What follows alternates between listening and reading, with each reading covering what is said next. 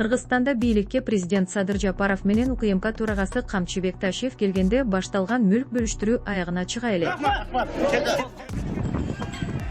Эски эле схема иштеп жатат. Ири бизнеси бар ишкерлерди УКМК кармайт. Анан алардын активдери өлкө жетекчилеринин жакын адамдарынын колуна өтөт. Клоп буга чейин Оштун ири байларынын бири саналган ишкер Жали Атамбаев УКМК кызматкерлери тарабынан кармалгандан кийин анын азиздери Ташиевдин өнөктөшү Акылбек Маматовдун Трет Петролюм брендине өзгөргөн. Көрсө окуямай куюучу жай менен бүтпөптүр. Биз Атамбаевдин Оштогу 2 рестораны дагы башка кишилерге өткөнүн, экөөнүн бири даана бийликтин жакын кишиси экени аныктадык. Оштогу Камбар ата рестораны азыр Ак Бата компаниясынын директору Канатбек Жиналиевге таандык. 2024-жылы МАМ курулуштун башчысы ардактуу куруучу медалын дагы ушул адамга тапшырган. Ал эми Каныкей ресторанын ордуна азыр Бостон Тавер комплекси тургузулуп жатат. Муну дагы Макен жана Адылбек Асановдордун Артвин тобундагы фирмасы куруп жатат.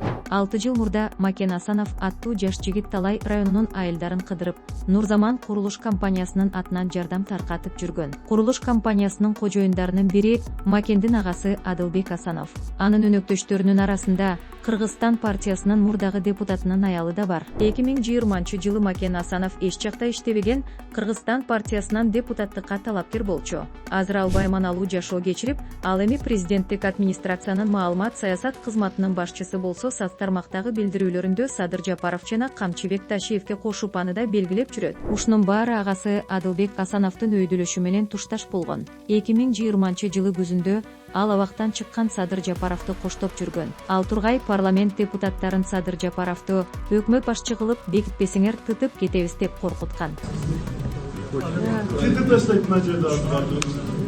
Азыр Адылбек Асановдун компаниялары престиждүү деп саналган жерлерге турак жай куруп жатат. Жалил Атамбаев бир тууган Асановдорго жер берүүгө донор болгон жалгыз ишкер эмес. Мисалы, Бишкектеги турак жай комплекстеринин бирин алар бизнесмен Куттубай Мурзабаевдин жер тилкесине куруп жатышат. Мурзабаев УКМКнын ТИЗОсуна киргизилгенден кийин 4 ай өтпөй анын жер тилкеси Асановдордун колуна тийген. Агайыны дагы бир комплексте Нургалы Асаналиевдин жер тилкесине куруп жатышат. Асаналиев УКМКнын абагына кирген эмес, бирок мурда алдамчылыкка жана дейдирликке айыпталган. Анын жер тилкеси камакка алынып, кийин мамлекеттик мүлктү башкаруу агенттиги Адылбек Асановдун фирмасына өткөрүп берген.